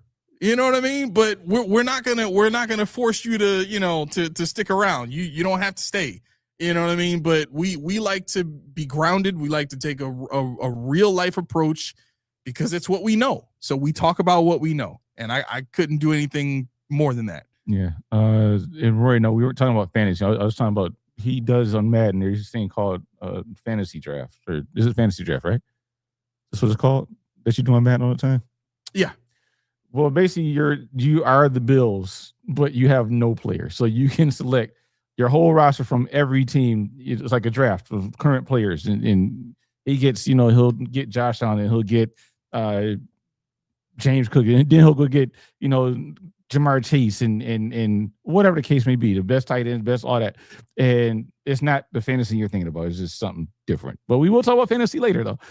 Yeah, we got to get going. Like, real quick, the reason I do fantasy drafts is because I like to do like experiments. Like, what if I got like a super elite defensive line? How would that impact the corners? How, could I essentially make superstar corners from having an elite defensive line? Or if I go and get the best offensive line, what's my running back stats going to look like? How you know what I'm saying? Mm-hmm. And just kind of play around with that kind of stuff just to have fun with it. But I'm actually not doing that right now with my current franchise in 26. What? So yeah, no. I still haven't played. I played like one thing and that was it. I can't do it. Well, you know what I can do. Well, I was gonna say what I can do is I can tell you about World League, World Cup soccer. No. Ooh.